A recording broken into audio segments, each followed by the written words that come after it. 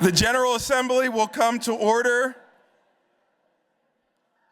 The Governor is entering the hall of the House. Members and guests will please rise.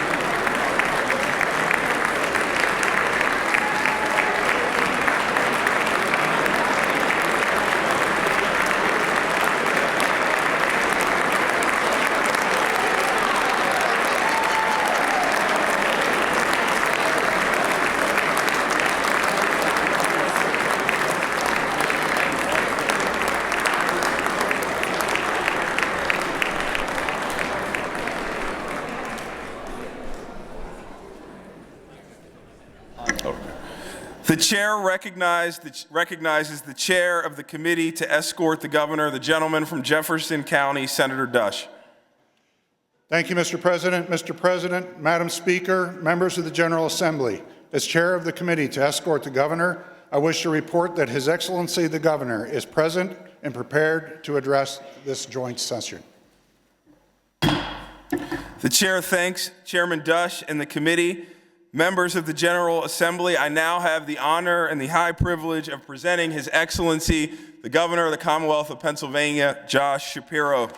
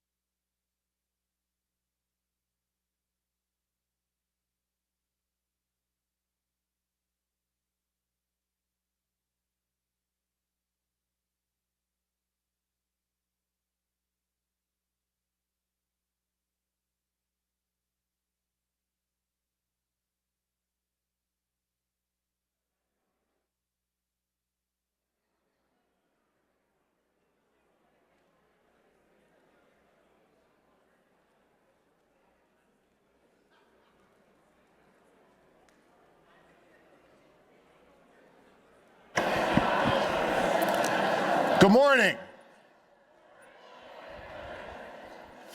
Lieutenant Governor Davis, Speaker McClinton, President Pro Tem Ward, Leader Bradford and Leader Pittman, Leader Topper and Leader Costa.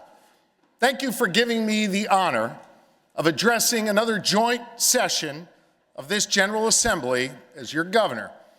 Before I begin, I want to recognize my outstanding cabinet and senior team, led by Dana Fritz, who I have the privilege of working alongside every day to move our Commonwealth forward.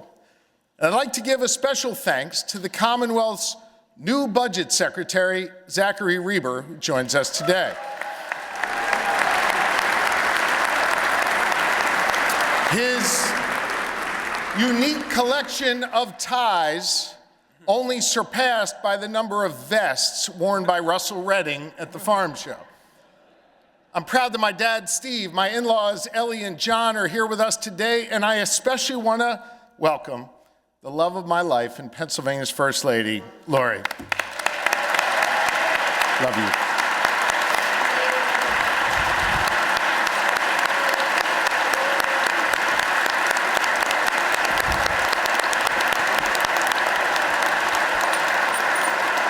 Let the record reflect that this chamber has had the wisdom to deliver 4 standing ovations to the First Lady of Pennsylvania over the years. I love you. To the senators and representatives who are gathered here today, truly thank you for your service. And to our fellow Pennsylvanians who entrust us to do this work and join us today, welcome to all of you. At the beginning of every year, we convene in this beautiful chamber to begin our work. And this year, as I lay out my vision to build on the progress we've made, I want you to know that I am just as motivated today as the day I started. I'm humbled by the history that walks these halls where we are blessed to work. The eyes of history are literally looking down on us today, as the great apotheosis of Pennsylvania reminds us. Painted into the rock just above where the speaker sits, and serving as the foundation for the temple above me, is a special passage from the book of Deuteronomy. Remember the days of old. Consider the years of many generations. Ask thy father, and he shall show thee, thy elders, and they will tell thee. I recall as a young state representative sitting in Representative Briggs' seat, looking up at this mural and seeing the likes of Ben Franklin and Thomas Paine and Thaddeus Stevens. These are our elders, and their example should guide and inspire us. Men like Franklin and Paine and others gathered in Philadelphia 250 years ago to begin this grand experiment in the greatest system of governance the world has ever seen.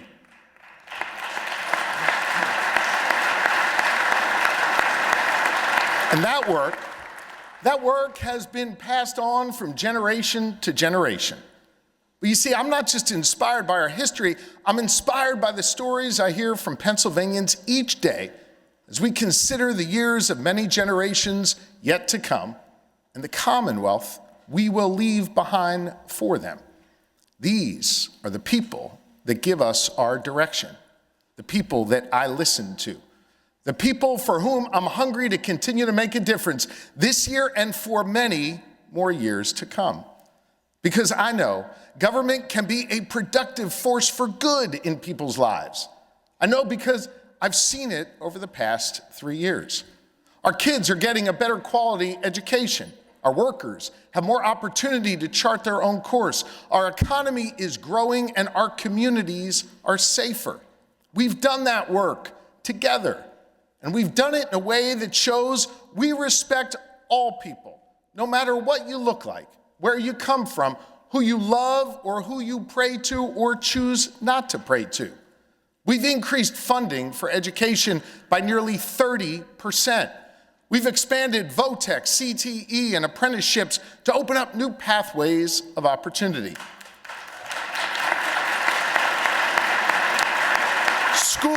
School attendance is up. Graduation rates are up. More young people are finding their passion in the trades.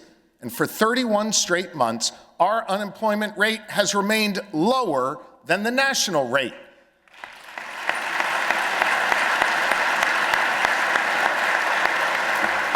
It is a point of pride that we have more young farmers under the age of 35 than any other state in the entire country. We're producing more energy today than ever before, 240 million megawatts because our all-of-the-above energy strategy is working. And since we last gathered, we landed the largest private sector investment in the history of our Commonwealth in Luzerne and Bucks counties.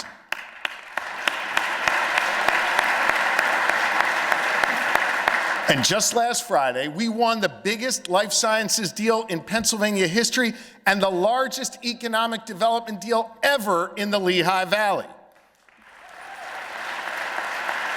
If you don't believe me, look at this smile on Boscola's face. We now have the only state economy in the Northeast that's actually growing, according to Moody's. And Forbes rated us one of the best states in the country to start a business. The investments we're making are paying off. Our economy is growing, and in the first 7 months of this fiscal year, we collected $417 million more in revenue than we initially estimated.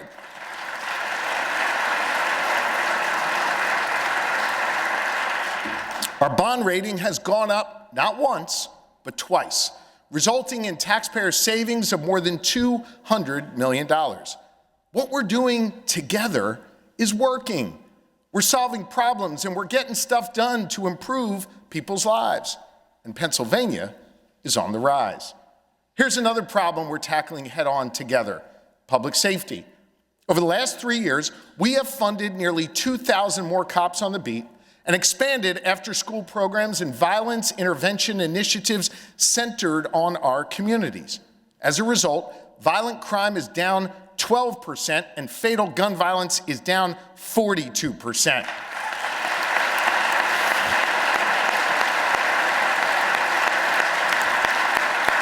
And I know we're joined today by Mayor Parker and Mayor O'Connor. Last year, Philly and Pittsburgh experienced the fewest homicides in decades.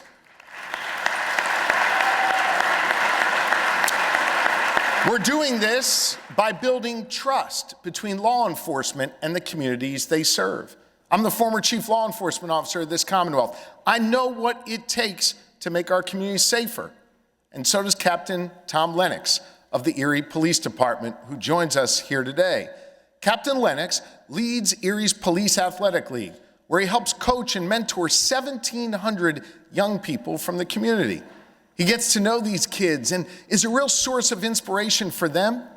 And I'll tell you what, we need more of that in our Commonwealth. So let's continue to work together by funding another 4 classes of PSP troopers and increasing our commitment to violence prevention rooted in our communities.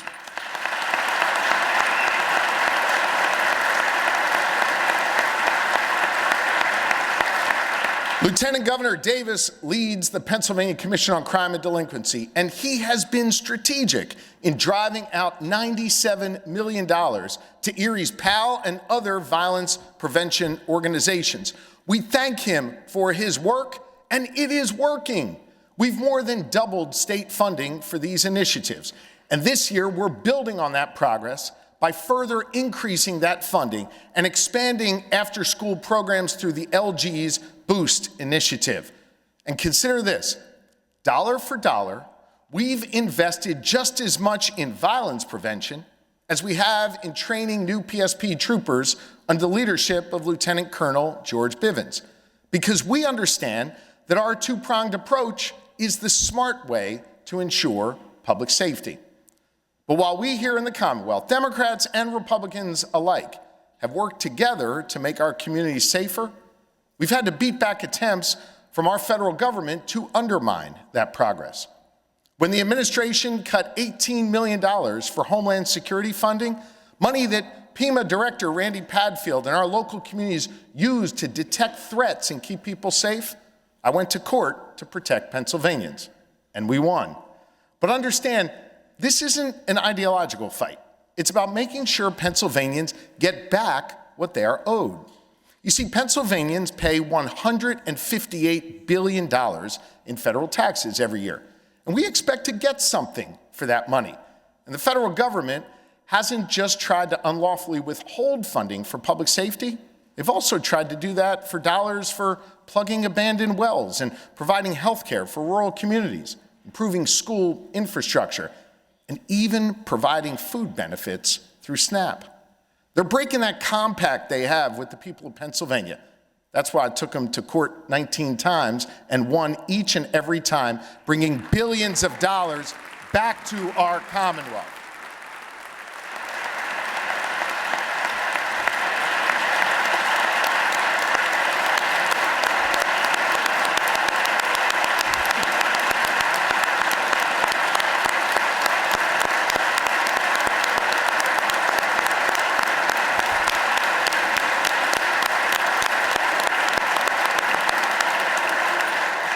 You'd think everybody would clap for bringing billions of dollars to our Commonwealth. Look, I know this is uncomfortable for some of you in this room to hear, but now is a time when we need to stand together for our Commonwealth and be prepared should they try to take away more of what is owed to us. That's why I'm proposing to create a federal response fund seeded with $100 million to help mitigate any future actions or inactions by the federal government that threaten the services that our fellow Pennsylvanians rely on. Remember, we're here today talking about 1/3 of what our state spends, our discretionary budget. But another 40% comes from the federal government. We need to prepare ourselves should they continue to walk away from those commitments. You know, I sit on the Council of Governors, a group of 10 governors, 5 Democrats and 5 Republicans. In fact, I was appointed by President Trump. In our conversations, the federal government has made clear they want to shift the cost burden for emergency preparedness to the states, which is why our state fund is so needed right now. In addition, I believe we have to keep investing in our first responders. These guys and their teams literally dive into frozen lakes, and they run into burning buildings to keep us safe. I've borne witness to that. Today, we're joined by one of those heroes, Lieutenant Jeremy Warmkessel of the Allentown Fire Department.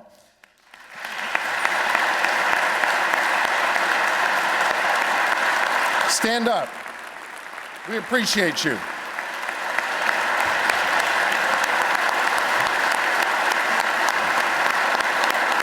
Thank you.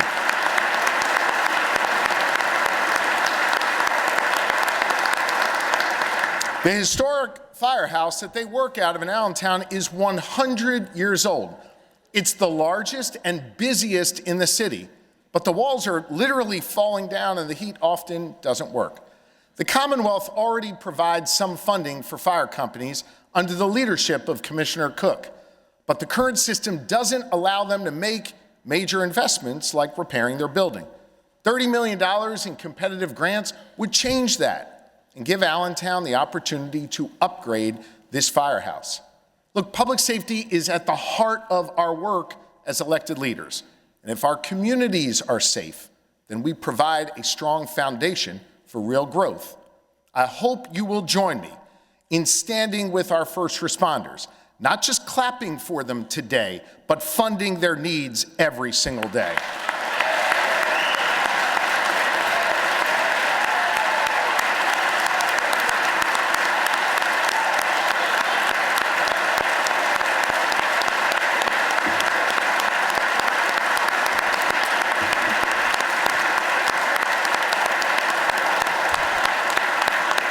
Lieutenant, it seems like we got a majority, so we'll be good here. Look, a safe community is a critical ingredient for economic growth. On my watch, we have experienced record economic growth. Consider this. In just 3 years, we've created over 21,500 new jobs, secured over $39 billion in private sector investment. That is more than the previous 15 years combined. 15 years combined.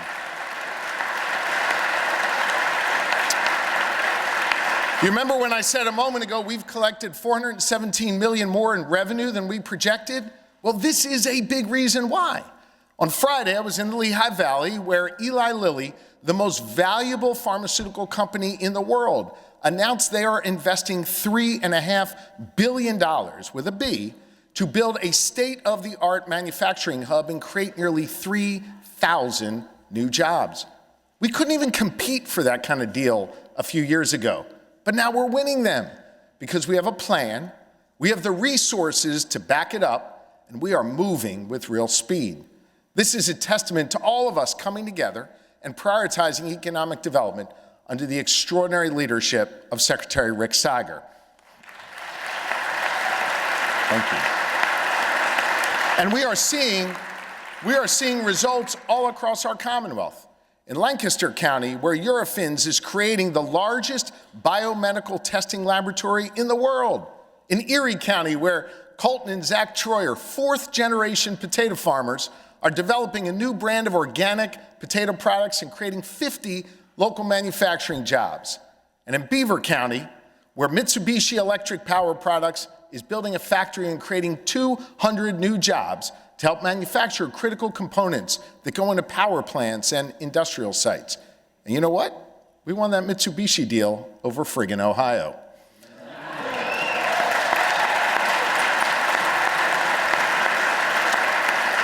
I'm pleased to see so many business leaders and CEOs and members of chambers from across the state joining us here today to celebrate what we're doing because they know what we are doing is working.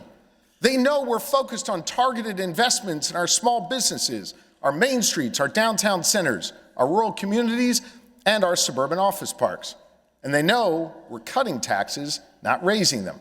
And while we've made great strides, we got a lot more to do, like making sure everyone has a way to get to work, whether that's on a rural road or over a suburban bridge, or yes, whether that's on mass transit. Yep.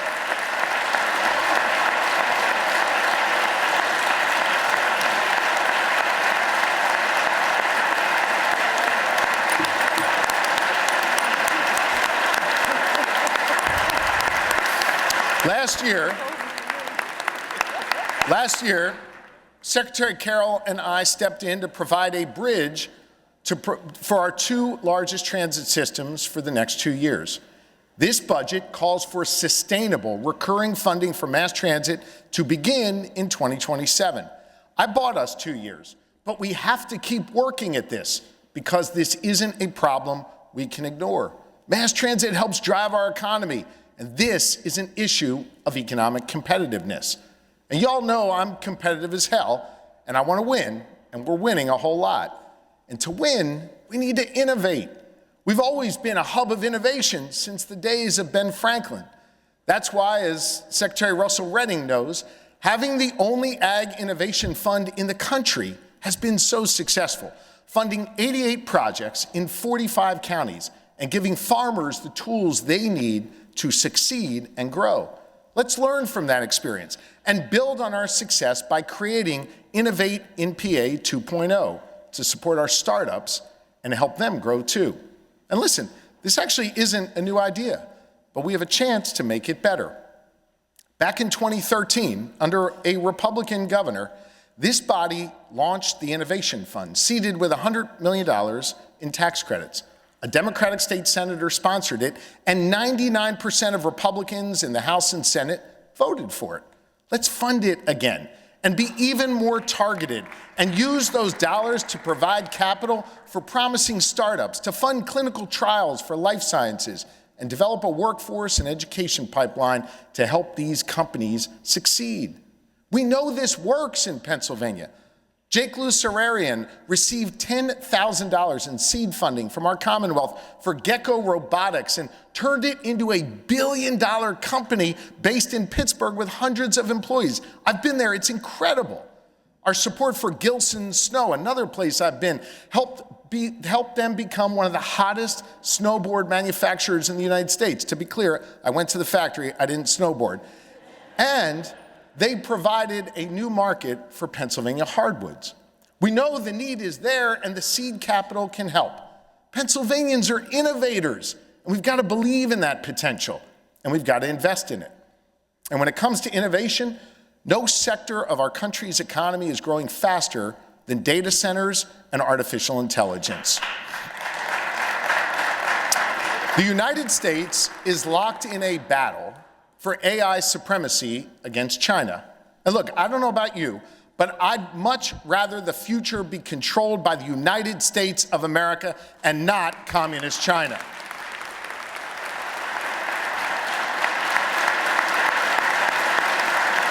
And so, if you believe that as I do, then recognize Pennsylvania is well positioned to play a leading role in that effort.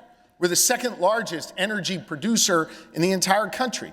We have leading researchers in AI and machine learning at Penn State and CMU, Penn, and elsewhere. We have the talent, and we're already investing in the workforce needed to build, maintain, and operate these facilities. And under my administration, we are delivering the speed and certainty in our permitting process that these massive projects require, thanks to the work of Ben Kirshner and the Office of Transformation and Opportunity. It's no wonder why last summer Amazon chose to invest $20 billion in our Commonwealth, the largest investment in the history of Pennsylvania. And at the same time, we need to be selective about the projects that get built here. I know Pennsylvanians have real concerns about these data centers and the impact they could have on our communities, our utility bills, and our environment.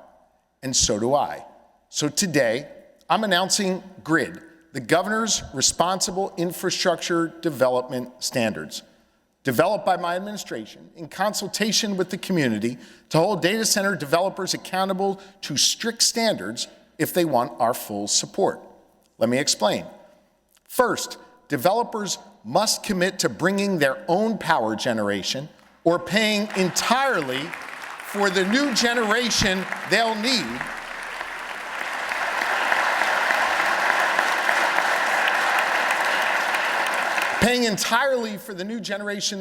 and not saddling homeowners and businesses with added costs because of their development.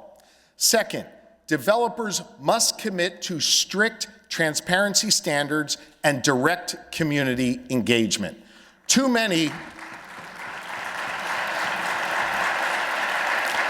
of these projects have been shrouded in secrecy, with local communities left in the dark about who's coming in and what they're building.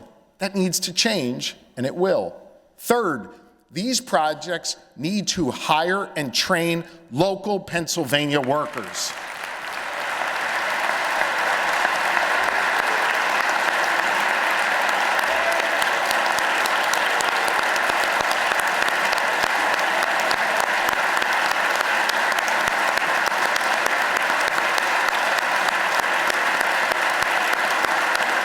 And to do that, they need to enter into community benefit agreements that fund important local priorities and support the towns that host them. And fourth, they must commit to the highest standards of environmental protection, especially water conservation.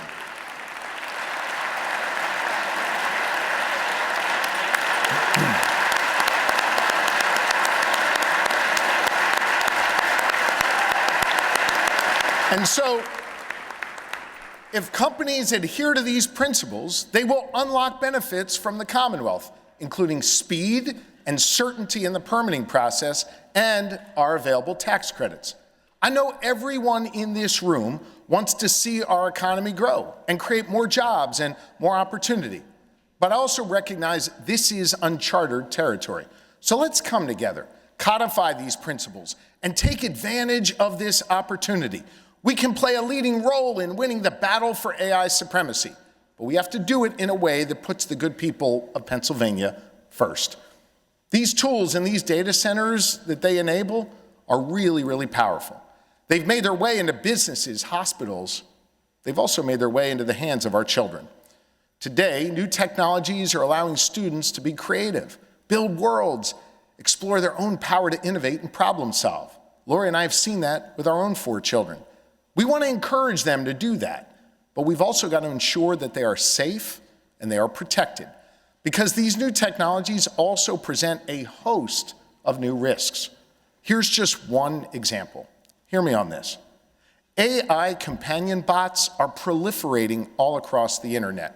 If you're a parent, you've certainly seen this. You can go on the App Store right now and download one, complete with a bot that will have a full conversation with you. For kids who are lonely or having a hard time, it can feel easier to turn to one of these apps for advice than to a real-life friend or parent or teacher. 30% of teens report using an AI chatbot every single day. But this space is entirely unregulated, and there are no protections. You can find bots that will tell you that they're real people. Some, and I've seen this with my own eyes, will tell you they're real doctors and give out medical advice. We have even discovered bots that say they are licensed to practice medicine in the Commonwealth of Pennsylvania.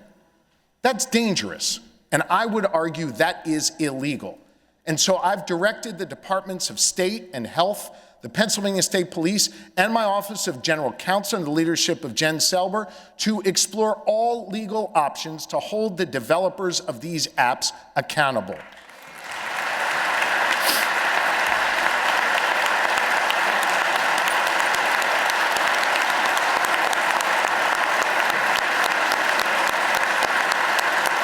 This is something we need to work on together.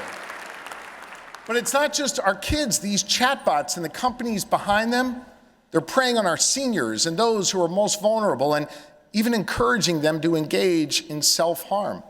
While my administration will take action to protect our kids and seniors and other vulnerable members of our society, I believe we need to put real safeguards in place. So I'm asking all of you to come together in a bipartisan manner to put common sense protections in place. Here's a few things I think we should do right away.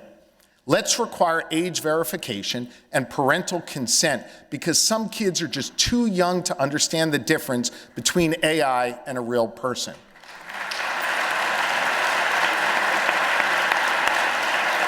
Let's require these companies to detect when children mention self-harm or violence against others and immediately direct them to appropriate authorities.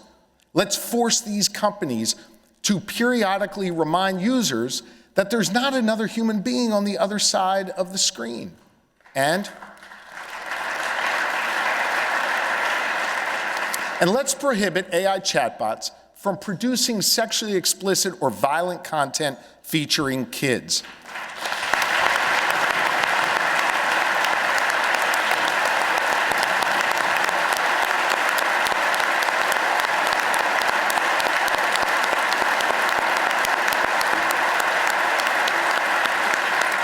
I know this space is evolving rapidly, and I think we need to and we can act quickly together to protect our kids. And look, this General Assembly has a track record of looking out for our kids. We've invested a record amount of money in public education and created a brand new formula that drives that money out to the schools that need it most. And we pledge to keep doing it until we meet our obligations set forth in Article 3, Section 14 of our state constitution, which guarantees every Pennsylvanian access to a thorough and efficient system of public education. As a result of the investments we've made so far, and thanks to Dr. Rowe and her team at the Department of Education, schools have served more than 224 million free breakfasts to our kids.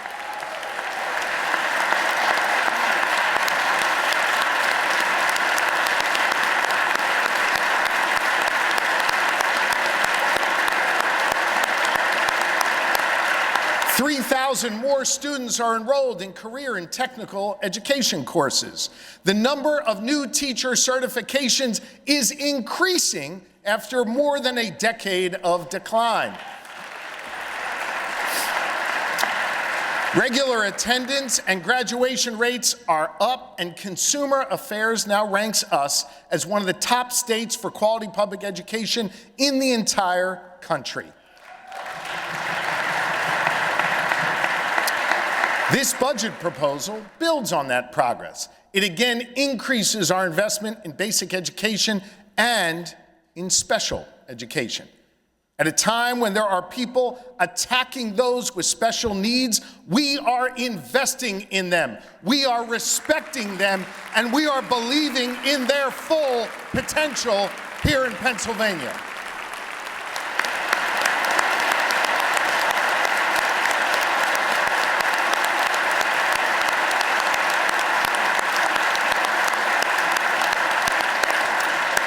want to thank all of you for the bipartisan consensus we have here in Pennsylvania to do that. This budget again directs $565 million more to the schools that need it most through the new adequacy formula that we created together. And it builds on the work. We started last year to reform our cyber charter system, bringing savings for public schools up to $250 million this year. We funded mental health services in nearly 800 schools and helped hire more than 200 new mental health counselors for our students. This budget will allow even more schools to follow their lead, and my plan expands on that work even further by ensuring that those dollars can also be used to hire substance use disorder counselors. I was in Tunkhannock just the other day with Secretary Bogan and Secretary Davis-Jones, hearing from professionals on this. And together, we're going to deliver for those people in need.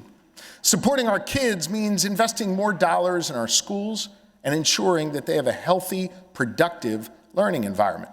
One way to do that is to get the distraction of cell phones out of those classrooms.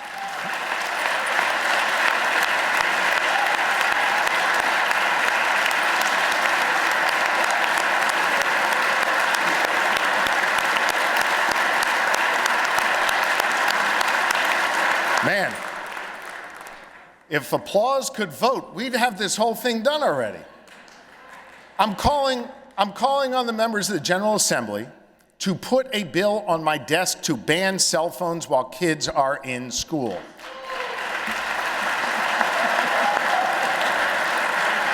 I know there are bills in both chambers to do this. I urge you respectfully to come together and send a bill to my desk. Students need to spend less time focused on their phones and more time focused on learning, on talking to their friends face to face, and on developing the critical skills that they will need later in life. Here's another thing we can do to strengthen student well-being. Let's give students the opportunity to take a break during the day and get some exercise if they are able, to clear their heads and not feel the pressure of being in a classroom for 5 or 6 hours in a row. I've directed the State Board of Education to develop recommendations for schools to guarantee recess for our students.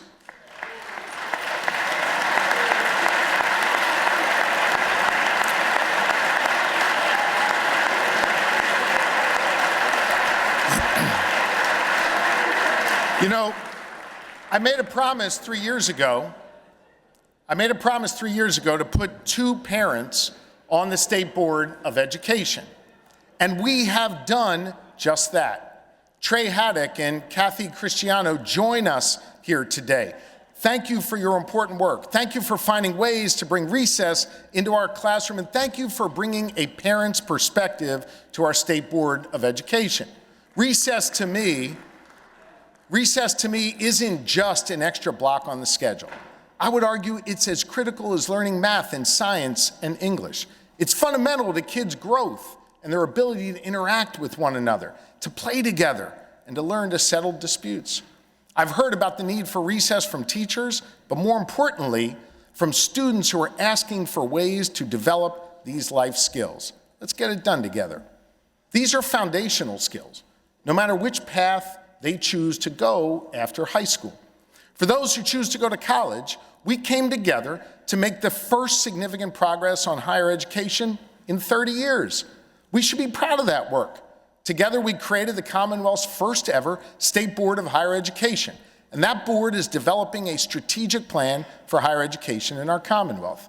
We also created the Performance-Based Funding Council, which established a new formula to deliver new funding to Pitt and Penn State and Temple. That formula drives more dollars out to the universities based on things like how many of their students graduate, how many degrees they grant for in-demand careers, how many transfer students they accept from community colleges. We've got this important tool in place. We established the metrics, and now it's time to fund it.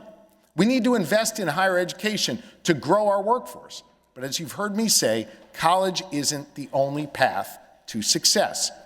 Some Pennsylvanians will find success by joining the military. Some will serve right here in our Commonwealth.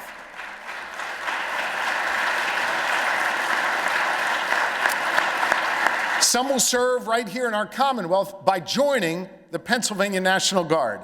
And I want to welcome Adjutant General Pippi back here to the chamber today and thank him and all 17,000 service members for their dedication to our Commonwealth and our country. Thank you, General. Some Pennsylvanians will enter the workforce after high school and begin building their career right away. Some will enroll in an apprenticeship and join the trades. And some, after spending time, clap for the trades.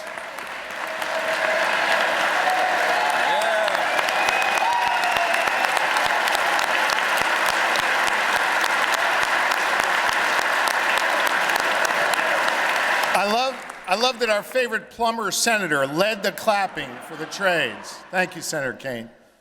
And some, after spending time in the workforce, they'll go back to school to learn new skills and further their career.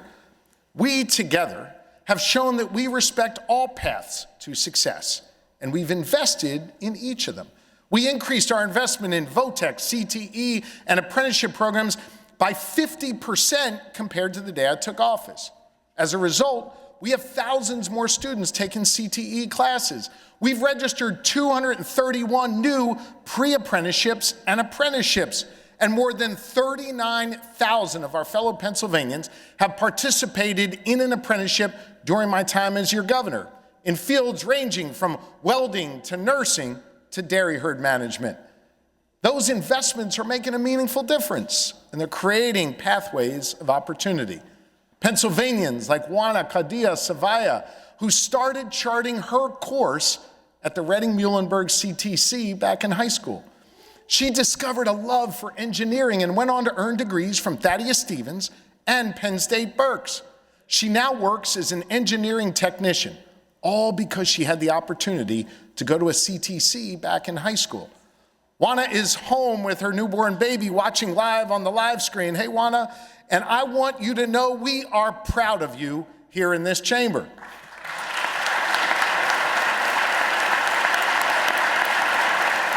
Look, I want to help more Pennsylvanians chart their own course, just like Juana did, because there's still more demand for these classes. More and more students see themselves working alongside great electricians like Rob Baer and other members of the skilled trades.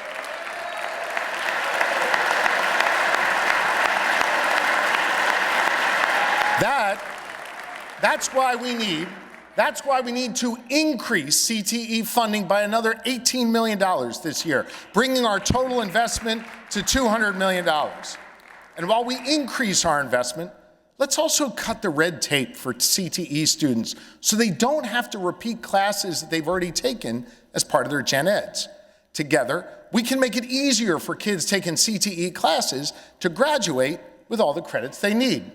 I've seen the look on a young person's face when they discover the thrill of being a beautician, or that sense of purpose when they realize they want to become a chef. Let's give more students that opportunity.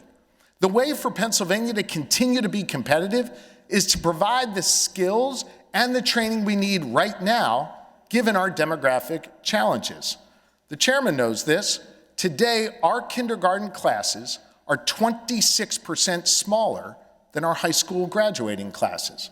With fewer students going through the pipeline, we have to be hyper-focused on outcomes and giving them the skills that they need. And we can't lose sight of the fact that there are literally hundreds of thousands of Pennsylvanians who could be added to the workforce if we take care to give them the tools they need to succeed. Take the 614,000 Pennsylvania adults who don't have a high school degree, for example. That's a ton of untapped potential. Right now, there are 7,500 Pennsylvanians who are sitting on a waiting list to get into adult education initiatives that ultimately lead to their GED. And the need is all across our Commonwealth. In fact, in Luzerne County Community College alone, there are 700 people on that wait list. There are Pennsylvanians who want to advance their careers but need help developing the reading, writing, and math skills that most jobs require. We can provide that help by investing just $2.5 million. We can get them off the wait list and get them into our workforce. Let's do that together.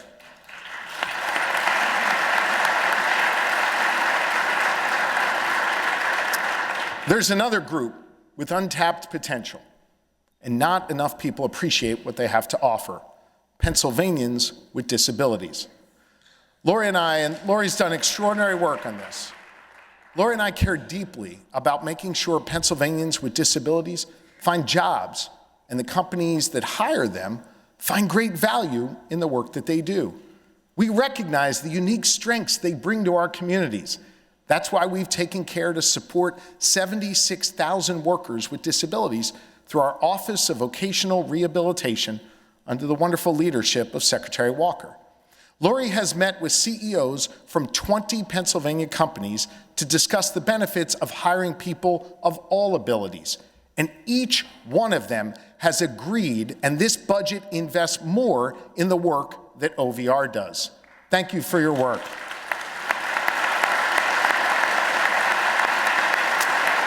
Another way we can grow our workforce is by making sure people have the basic necessities of life. Think about it. It's almost impossible to hold down a job if you're worried about where you're going to sleep that night or where your next meal is going to come from. That's where our Investments in Health initiative comes in. For the last 3 years, led by Secretary Arkush, we've been working with our federal partners on an initiative to ensure those basic needs are met. We won their approval to use federal Medicaid dollars for this pilot program. Even Dr. Oz expressed his support for our initiative. Our pilot has the potential to save our Commonwealth millions of dollars. And the best part is, the upfront cost is very, very little. In fact, for less than $3 million, we'll be able to access more than double that in federal funding and potentially save millions of dollars and expand our workforce. Dr. Arkush, thank you for your leadership in this space.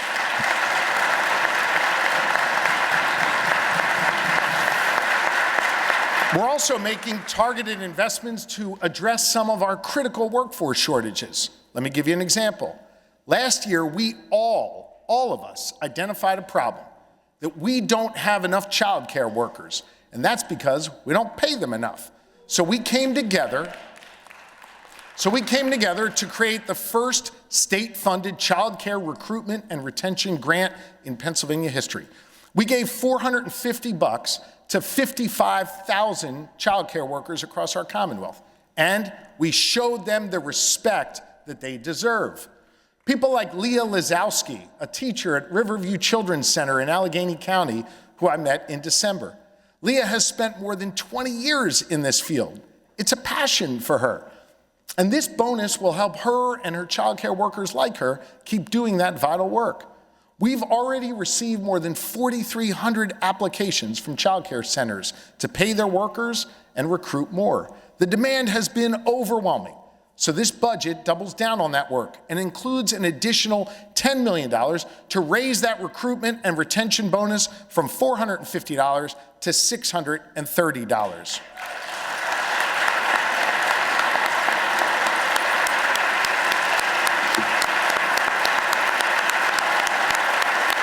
Yep. That's more money in the pockets of our child care workers and more available child care for Pennsylvania families. It's a win-win. And as our kids get older, the need for well-trained, high-quality professionals, it doesn't end. We also need more early childhood educators and pre-K teachers, these kind and gentle souls who want to get our kids started on the right path, but who have been paid too little for too long. This budget delivers for them.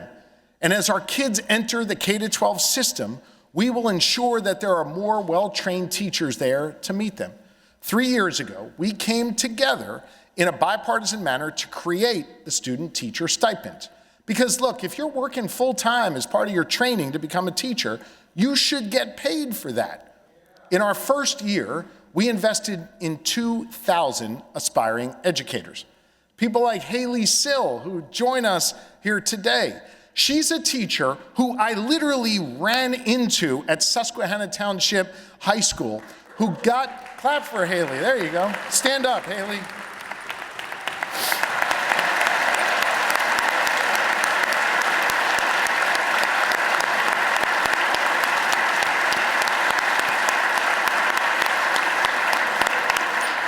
She came bounding out of her classroom to tell me she just graduated Pitt, H2P, and she got this stipend, which led her into this classroom in South Central Pennsylvania.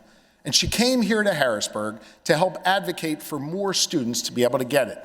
We need more Haleys in our classroom, so let's increase our commitment to this initiative that we know works. As she and the other 2,000 student teachers show, if we put more money in people's pockets, we can get them into the jobs they love. You know how else we can put money in people's pockets? By finally raising the minimum wage here in Pennsylvania.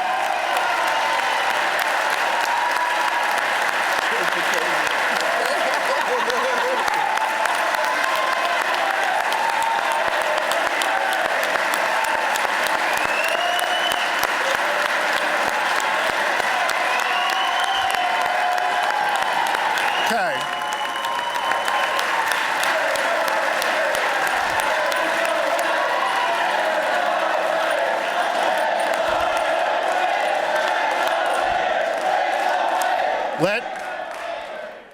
Let the record reflect, I just noted that 25 senators stood up to clap for that. 25 senators did.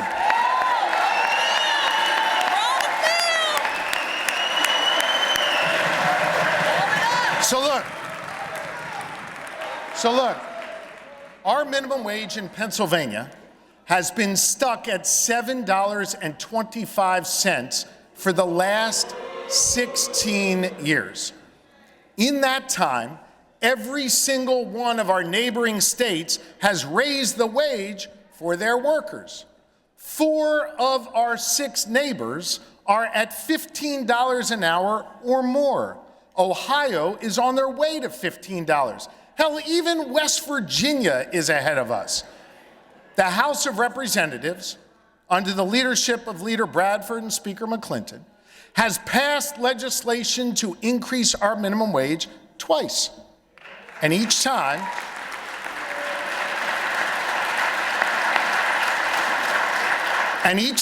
despite the fact that there are obviously 25 votes in the Senate has refused to act.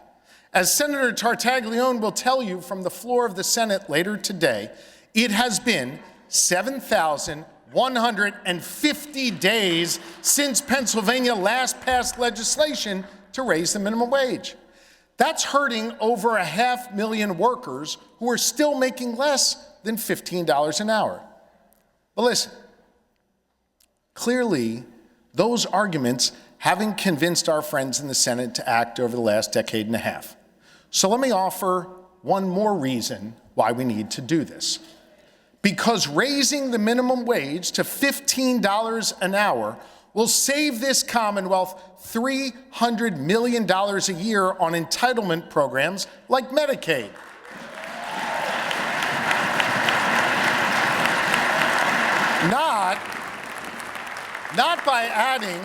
Not by adding arbitrary and cumbersome requirements that push people who still need help off the rolls, but by literally raising the wages of nearly 61,000 people who currently rely on Medicaid and make less than $15 an hour. So we can put more money in their pockets so they don't need Medicaid anymore. So listen, if you aren't going to do this because it's the right thing to do, or because it would let more families put food on the table for their kids, then do it because it's going to save us $300 million, shrink our entitlement budget by growing our workforce and putting more money back in workers' pockets. I am calling on the General Assembly to stop delaying and put a minimum wage bill on my desk, and I will sign it.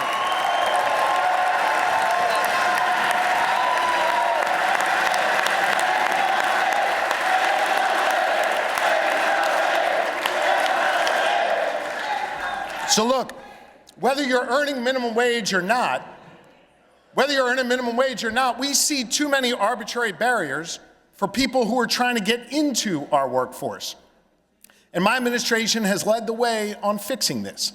On my first day in office, I signed an executive order doing away with the college degree requirement for state government jobs. We tore down that wall that had been erected over time, and instead, we built a bridge to opportunity. Since then, 60% of our new hires don't have a college degree. But it isn't just Commonwealth employees who are benefiting from our focus on breaking down barriers. It's everyone who needs a license, permit, or certification from the Commonwealth to be able to practice their craft. Let me give you some examples. The Department of State, under Secretary Schmidt's outstanding leadership, oversees 29 licensing boards that confer 170 different licenses. When I took office, the processing time for many of these licenses was too damn slow. It took 25 days for a nurse to get their license 3 years ago. Today, it takes just 6 days. For pharmacists, hold your applause for Secretary Schmidt. We got some good ones here. For pharmacists, the wait was 26 days. Now it takes just 1 day. New barbers used to wait 12 days to get their license. Now they get that license the same day they apply for it. Think about it. I talked to my barber who cuts 12 heads a day.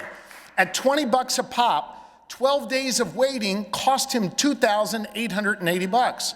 This is money back in Pennsylvanians' pockets. But there's still too much red tape getting in the way.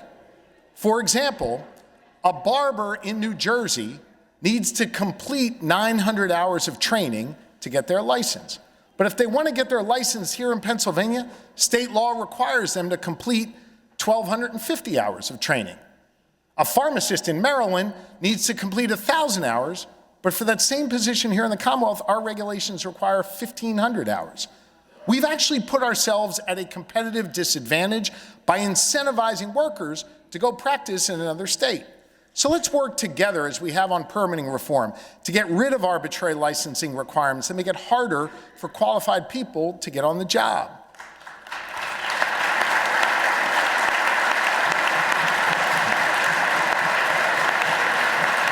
And I thank Secretary Schmidt for his leadership in this space.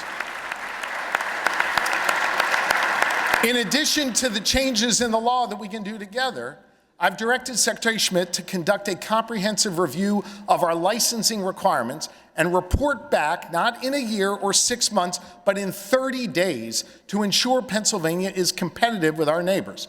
Look, everyone in this room wants their doctor to have completed their schooling and gone through a rigorous licensing process. I get that. And we all want our engineers to demonstrate that they know how to build a bridge.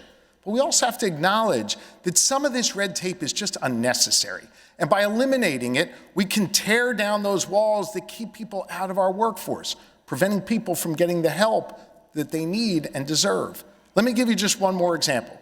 The need for licensed mental health professionals is growing here in our Commonwealth.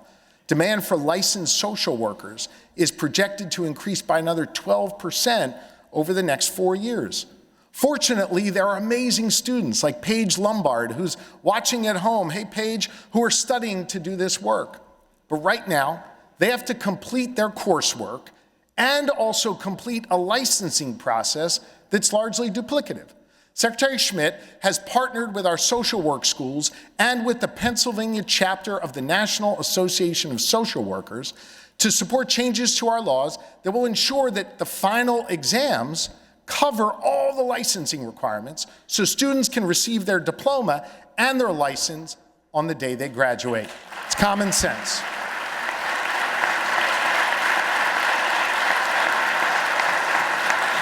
We need more of these critical professionals, and if you pass this reform, hear me on this, it will make Pennsylvania's process to license social workers the fastest in the country. Let's get it done.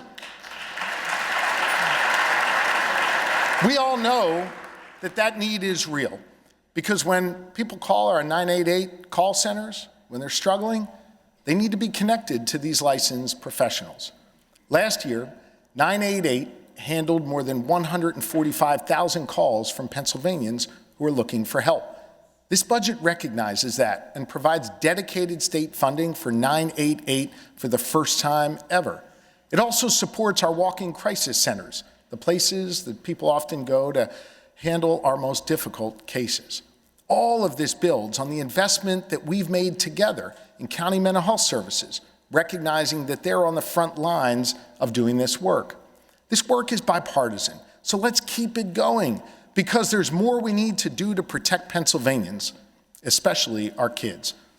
Over the last 8 months, under the able leadership of Secretary Arkush, she and her team have been busy at work, meeting with a number of members in this room about how we can improve our child welfare system to keep our kids safe. Our system is supposed to be a place someone can turn to when they see something wrong. But right now, it's overburdened. And it's not set up to offer services to families who actually just need a little bit of extra help. Let me explain. There are many parents who are doing everything in their power to care for their kids, but then they get caught up in the system because they don't have enough money to put food on the table for the kids. They're working hard, they just can't make ends meet. To me, that parent is not the same as the one who purposefully and intentionally withholds food from a child. That's abuse. And those two parents shouldn't be treated the same way. But unfortunately, that's what's happening right now in our child welfare system. We've got to do more to help folks who are trying to be good parents and not let them get caught up in the system. I know that this is a priority for many members in this chamber on both sides of the aisle, which is why it receives increased funding in my budget. Let's make this the year where we work together to enhance Childline, update the Child Protective Services Act, and provide real help to those parents who are just trying their best.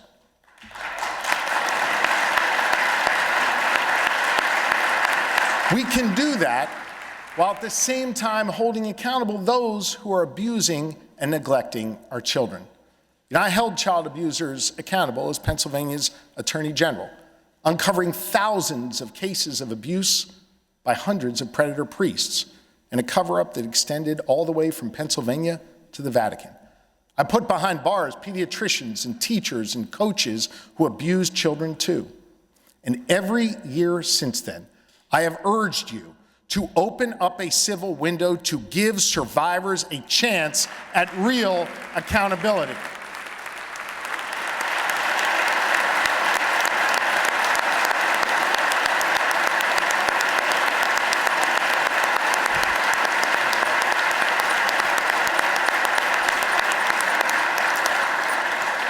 Leader Bradford has put a clean bill on the House floor 6 different times over the last 3 years, and it has passed each time.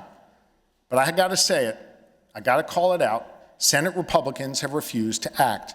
Stop cowering to the special interests like insurance companies and lobbyists for the Catholic Church. Stop tying justice for abused kids to your pet political projects. Start listening to victims. Listen to the victims.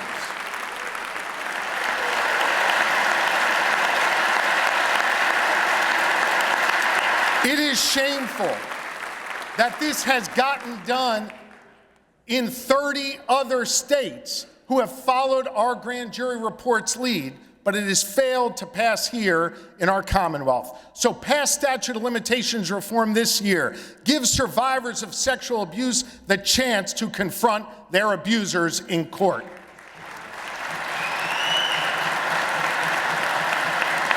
And just like we protect our kids, we've also got to make sure that there are strong protections in place to guard against those who would exploit abuse of our seniors.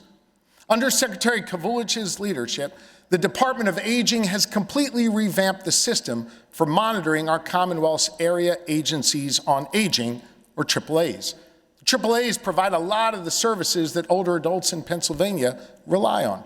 They also investigate when an older adult is the victim of fraud or abuse. Secretary Kavulich has created a new system that judges every AAA on a set of criteria across 11 different categories. And for the first time ever, we are now posting those results on the department's website. That's why the Secretary and his team have received national recognition from experts in the field for these reforms. And my budget funds this important public safety initiative. But we need more than just funding. We need to update our laws, too, to protect our seniors. It has been nearly 30 years since the Older Adults Protective Services Act was really updated. It's so outdated that it doesn't even cover financial exploitation, the fastest growing form of elder abuse. Reverend Keith Marsh and his wife Deb, who join us here today, unfortunately experienced this. In 2024, criminals impersonating employees at their bank stole more than $850,000 from them. Those are entire life savings. And despite sudden transfers from their bank account, none of the actual employees at their bank flagged the transactions for suspected fraud. We need to put more safeguards in place. And so that's why I'm calling on the legislature to update our laws to include financial exploitation as a crime and empower DAs and attorney generals to prosecute these crimes. This is one of the many reforms we need to make to this law. So let's come together and get it done. It's common sense. To protect our kids and our seniors, we need to make sure every dollar we appropriate for their benefit goes to them and doesn't get fleeced from the system. As Attorney General, I prosecuted dozens of fraudsters and those who stole public benefits. Now the Office of Inspector General, led by another former AG, Michelle Henry, has continued that work alongside other state agencies. We combat fraud wherever we find it, and we put real resources into this effort because it's important to ensure that public dollars go to the people who really need them. In 2024, Pennsylvania charged 119 cases of Medicaid fraud and recovered more than $11 million. That's good. But we can build on those strong safeguards and give ourselves more tools to prosecute waste, fraud, and abuse by finally passing a False Claims Act in Pennsylvania.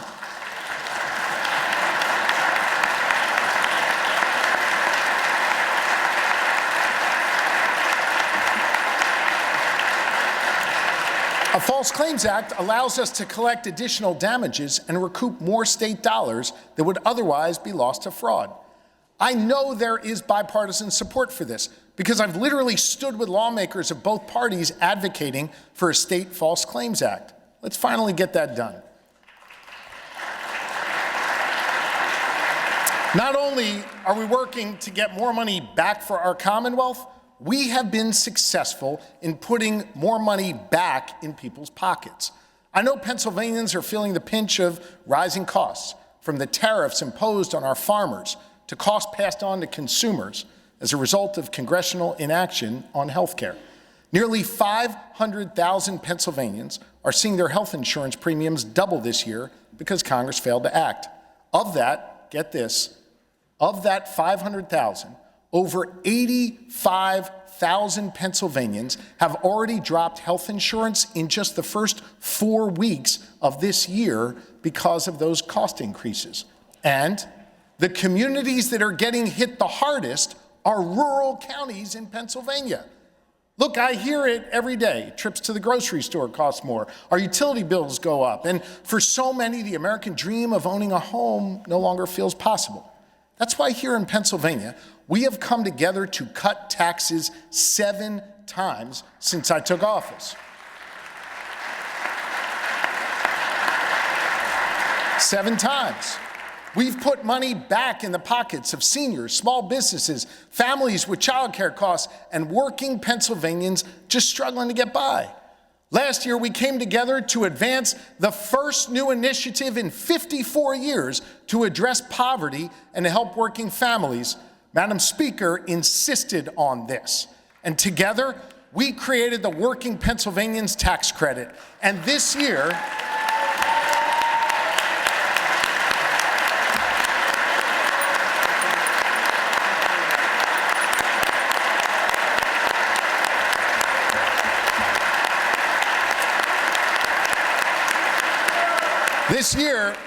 This year, Madam Speaker, it is going to put $193 million back in the pockets of 940,000 Pennsylvanians. So my budget doesn't raise taxes. In fact, it continues to cut taxes, and it doesn't require a broad-based tax increase today tomorrow, or at any point in the next 5 years. Listen, I know how this works. I know some of you are going to try and score political points by saying it does, but just by saying it doesn't make it true. What this budget does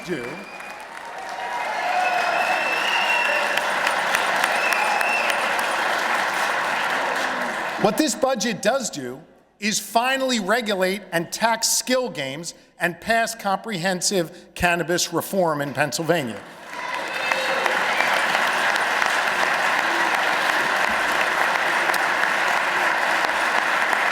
District attorneys from across the Commonwealth are calling on us to regulate skill games and finally provide law enforcement with clear guidance.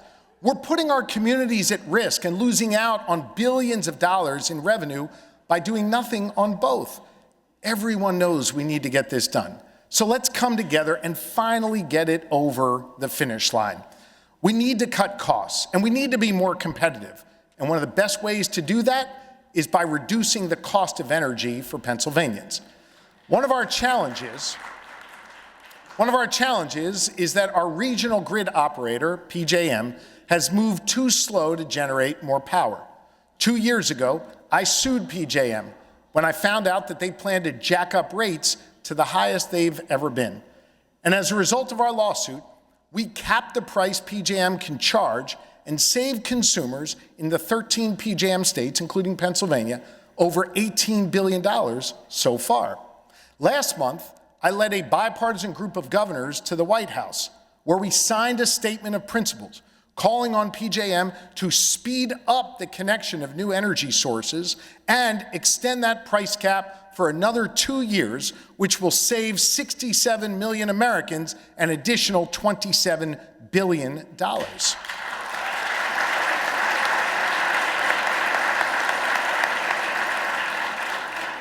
I'm going to let the Trump administration know you didn't clap for them. All right. PJM is just one part of the problem. But we know that there are other factors that affect Pennsylvania utility bills. The amount that comes from the energy you use represents only about 20% on your bill. Another big chunk comes from fees and costs that your local utility company charges to get electricity to your home. Our utility companies in Pennsylvania, well, they make billions of dollars every year, while at the same time, they've increased the cost for consumers with too little public accountability or transparency. That's going to change. So last month, I called the 4 largest electric utility companies in Pennsylvania into my office, and I pushed them to do their part to help control rising costs for Pennsylvanians. I made clear that if they were unwilling to act, the Public Utility Commission would step in and force them. Following that conversation, PECO, Duquesne Light, First Energy, and PPL, all of whom join us here today, have agreed to take 4 important initial steps to rein in costs starting today. First, they will end the so-called black box settlements and agree to set prices transparently so Pennsylvanians will know exactly how much money they are earning and how utility dollars are being spent. Second, they will work with my administration and with the General Assembly to enact common sense reforms that will ban deceptive contracts by retail providers, which could save Pennsylvanians hundreds of millions of dollars. Third, they agreed to eliminate junk fees that they charge low-income Pennsylvanians to have their service reconnected, something that literally can be done with the press of a button at the Utilities Control Center.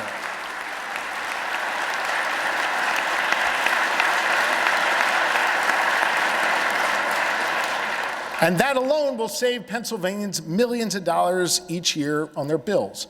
And fourth, they will work with both chambers to extend and expand Chapter 14 protections for low-income and vulnerable Pennsylvanians all across our Commonwealth.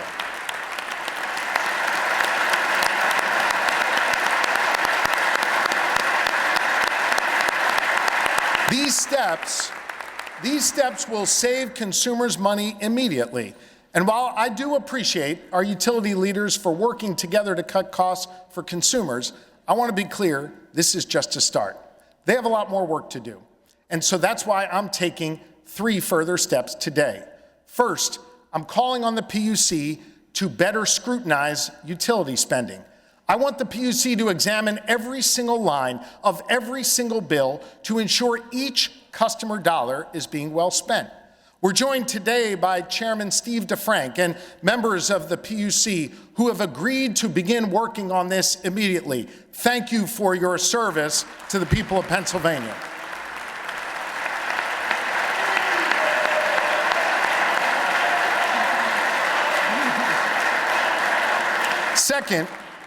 Second, I've created a new watchdog within my administration, a special counsel for energy affordability, tasked with closely examining utility rate requests and taking legal action to stop utility companies from jacking up their rates and costing you more.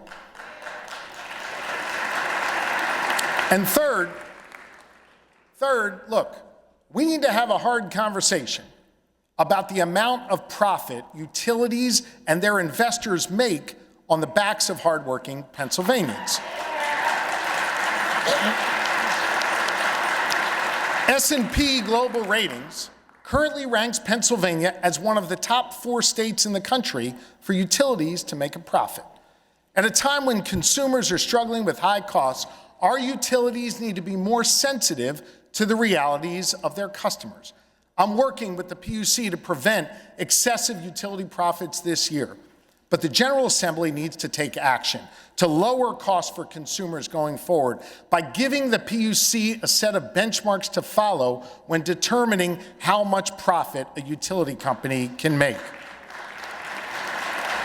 Because understand, we grant these utilities a monopoly, and in exchange, they have a legal responsibility to keep their costs just and reasonable. They shouldn't get $1 more than what they need to meet their customers' demand.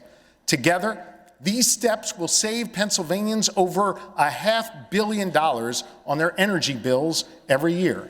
And if you act with legislation, the savings can be even greater. But look, I recognize the most consequential way we can lower energy prices is by generating more energy. It's a simple supply and demand. Pennsylvania is an energy leader. We should be proud of that. And I'm an all-the-above energy governor. And for the last several years, I've heard people on the other side of this building making excuses for why they couldn't talk about energy. And those excuses always centered on Pennsylvania's entry into RGGI way back in 2019. So we came together on a bipartisan basis last year to remove RGGI from the conversation. And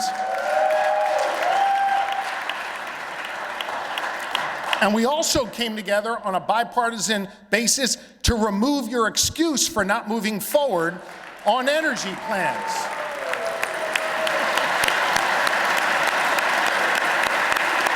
So now is the time to act. I've put forward my lightning plan, a comprehensive plan to build more energy generation here in the Commonwealth, reform our permitting and siting laws, and diversify our energy sector to generate more renewables. My plan will save consumers $664 million and create 15,000 energy sector jobs, Rob Baer.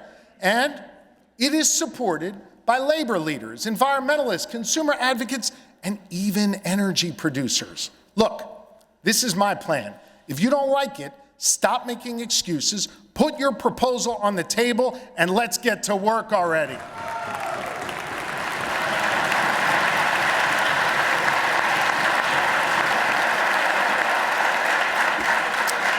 Pennsylvanians can't afford another delay from Harrisburg.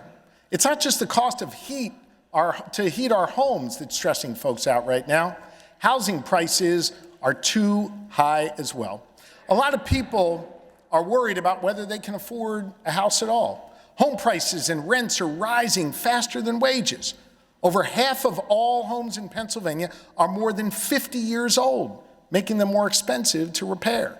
And if we don't take action now, we'll be short 185,000 homes by 2035. The mayor knows this. That's why today I am proposing bold new steps to reform our zoning laws, build more housing, and protect renters and homeowners.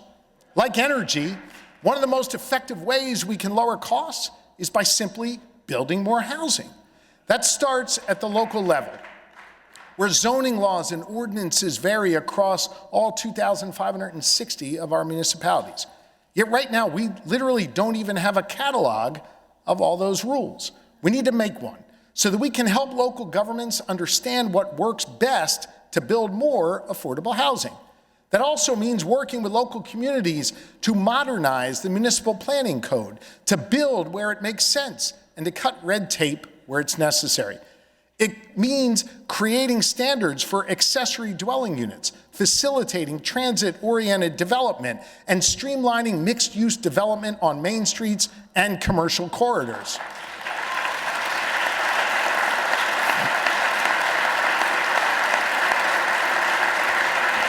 It also means building on our successes after doubling the amount of money available for FAIR. It also means making a major investment in building new housing. And to do that, my budget creates a new $1 billion critical infrastructure fund.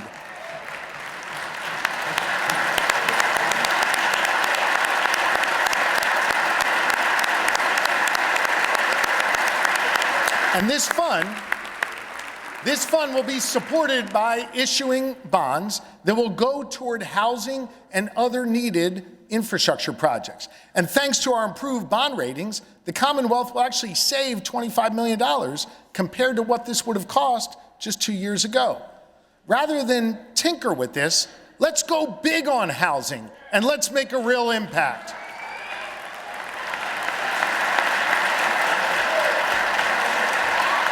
We need hundreds of thousands of new homes, and this is how we build them. But it's not just about building more houses and apartments, it's also about making sure those who live in them aren't taken advantage of. Right now, landlords are allowed to charge exorbitantly high fees just to submit a rental application. Those fees are meant to cover the cost of a background check, but too oftentimes landlords are charging 2, 3, 4 times the cost. I'm calling on a statewide cap on rental application fees, limiting them to the actual cost of screening and prohibiting landlords from charging fees before a tenant can view that property. Out-of-state private investors, well, they're also raising housing costs. Christine Zimmer, who lives in Berks County and joins us here today, she knows this firsthand. Christine and her husband, Joe, who passed away last year, they downsized in 2019 in order to move closer to their grandkids. They bought in a manufactured home community, a community where they own the home, but the company owns the land that it sits on and charges them rent for it. That's how the trouble started. The fee Christine pays to that company has nearly doubled since she moved in 6 years ago, creating a huge financial burden. This has become far too common across these kinds of communities, and there are 56,000 of these households across Pennsylvania, people living on land that more and more is being bought up by private equity. I'm asking you to pass legislation limiting annual lot rent increases for manufactured home communities to protect grandmoms like Christine from predatory private equity. Thank you for being here, Christine. Thank you.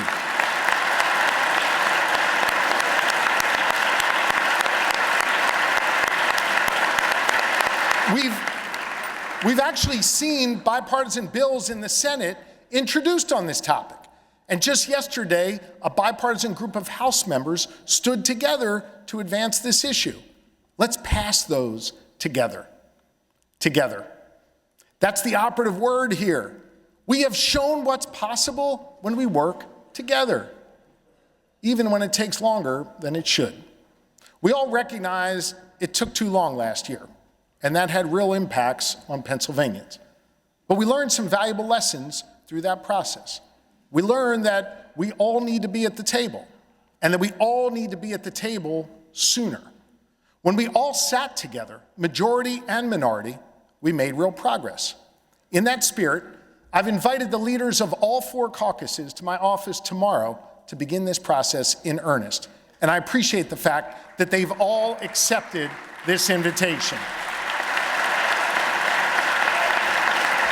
Thank you. But despite the extended process, all of us agree we made real progress last year. Progress that unlocks 2 of the most powerful forces in our society, hope and optimism. And that's what we're beginning to see more of. You can feel it on our farms and in our skyscrapers, along our main streets and in our classrooms. At a time when dysfunction and chaos reigns elsewhere, Pennsylvania is showing we can be a model for steady progress when we come together, treat others with respect, and find ways to extend a helping hand to our neighbors.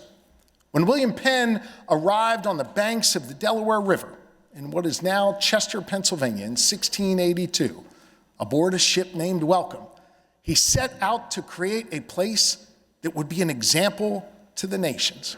A place that would be open to all people with free elections, free expression, and the freedom to worship as you wish as central tenets of our new home. I know all that feels at risk right now, to not only many in this chamber, but to millions of Pennsylvanians. At a time when it feels like others' values are changing, ours remain the same. While some are attacking our citizens based on what they look like, where they come from, who they love, or who they pray to, we are demonstrating respect for all. As other states raise taxes, we're operating with a healthy surplus and cutting them. When others put in place policies to make costs rise, we ease the burden. At a time when people from different parties can't find ways to work together elsewhere, we know we have to get around the table here to make progress. So let's come together and make smart investments in schools and safety and economic development. Let's cut costs and cut taxes. Let's protect our fundamental freedoms, and let's continue our rise. And so, under the watchful eyes of our elders, learning from those Pennsylvanians who came before us and taking inspiration from their example, let's go forward with a sense of common purpose to build on our progress and to continue to get stuff done. Thank you. God bless you. And may God watch over the men and women of the Pennsylvania National Guard. Thank you very much.